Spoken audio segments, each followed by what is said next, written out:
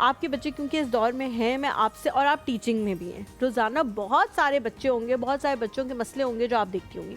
आप क्या समझती हैं, जो उन्होंने कहा कि जी कंप्लेंट्स भी आती हैं, चीटिंग भी हो रही है, और उनके जो फादर हैं वो फिर मेरे पे वो कर देते हैं कि जी आप सही पढ़ा नहीं रही हैं या सिखा नहीं रही हैं, तो आप क्या मशवरा देना चाहेंगे आयशा जी? भी सबसे पहला जो मशवरा है वो ये है कि if the father is blaming the mother, तो मेरा ख्याल में प्रॉब्लम सबसे बड़ा यही है, क्योंकि बच्चे को ये एहसास ही नहीं हो रहा है कि हमारे जो पेरेंट्स हैं वो एक टीम है।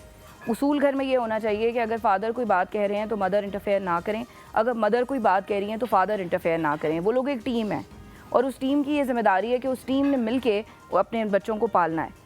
फिर दूसरी सबसे इंपॉर्टेंट बात यह है कि आपने उस बच्चे को कितना कॉन्फिडेंस दिया है कि वो अपना मसला आके आपको खुद से बता सके।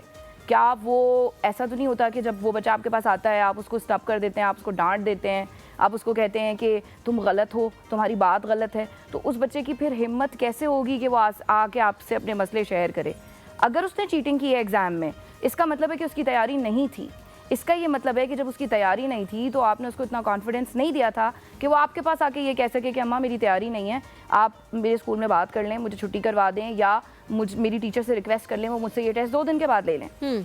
फिर ऐसा भी हो सकता है कि उस बच्चे को जेन्युइनली पढ़ाई में कोई प्रॉब्लम हो। इट इज़ वेरी कॉमन या सब्जेक्ट्स में कोई प्रॉब्लम नहीं, it is very common these days के बच्चों को डिस्लेक्सिया होता है। डिस्लेक्सिया जिसके अंदर उनको अल्फाज की स्पेलिंग्स के अंदर मसला होता है, जिनको जब वो पी बनाते हैं वो बी बनाते हैं, उनको इसमें फ़र्क महसूस नहीं होता, और ये बहुत बड़ी बड़ी एज में जाके डायग्नोज होता है। क्या पता उस बेचारे को ऐसा कोई प्रॉब्लम हो, क्या पता उस बेचारे बच्चे को कोई स्ट्रेस हो इस किस्म का। सो उसके लिए थेरेपी ली जा सकती है। पागल लोग नहीं जाते थेरेपी लेने। मैं बहुत फ़ख्र से अपने सारे स्टूडेंट्स को बताती हूँ, और मैं आज नेशनल टीवी पे बैठ के बता रही हूँ, I take therapy very regularly because we are not professionally train to regulate our emotions in that manner in which a professional person can do. So मैं तो अपने स्टूडेंट्स को भी यही मशवरा देती हूँ, बल्कि हम लोगों ने अपने इंस्टीट्यूट में बाकायदा थेरेपिस्ट रखी हुई हैं, और हम उनके साथ अपने बच्चों के प्रॉब्लम्स शेयर कर रहे होते हैं। तो that is my advice. That's very nice, बहुत अच्छा मशवरा आपने दिया। सलमान है जी हमारे साथ। अच्छा, कॉल जो है वो डिस्कनेक्ट होगी। अच्छा अतिया, जब भी हम ACCA के हवाले से बात करते हैं, बहुत सारी ऐसी चीज़ें होती हैं जिसके बारे में मिसकंसेप्शंस हैं जी, कि किस तरह जॉब मिलेगी, क्या कितने पेपर्स क्लियर करने के बाद जॉब मिल जाएगी ACCA या CA, और कितने के बाद आपको किस लेवल की जॉब मिलेगी। बिकॉज आपने देखा होता है किसी ऐसे इंसान को जो कमा रहा है 15 लाख रुपए पर मंथ, और अब आप कहेंगे कि यार मैं 4 पेपर दे के बैठा हुआ हूँ, मुझे तो जॉब ऑफर नहीं हो रही और मुझे उस लेवल की भी नहीं हो रही। तो ये जो लेवल्स हैं इसके अंदर, ये किस तरह से डिटरमिन करने। सलमान की कॉल लेते हैं पेशावर से। अस्सलाम वालेकुम।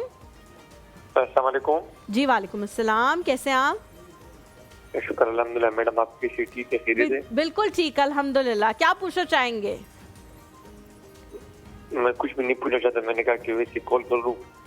बहुत शुक्रिया, thank you so much for calling. बहुत शुक्रिया आपके कॉल करने का, बहुत अच्छा लगा आपसे बात करके। जी अच्छा, इसके अंदर जो आपने लेवल्स की बात की ना, CA में इस तरह से है कि आपके सबसे पहले PRC लेवल है, आप शुरू के 3 पेपर्स पास करते हैं, फिर उसके बाद आप 8 पेपर्स CAF के पास करते हैं। तो जब आपके 11 पेपर्स पास हो जाते हैं ना, तो उसकी बेसिस पे आपको मिल जाती है किसी भी फर्म के अंदर एक ट्रेनिंग। जैसे कि डॉक्टर्स की हाउस जॉब होती है, इसी तरह जो ICAP के स्टूडेंट्स हैं उनकी ट्रेनिंग होती है, आर्टिकलशिप कहते हैं।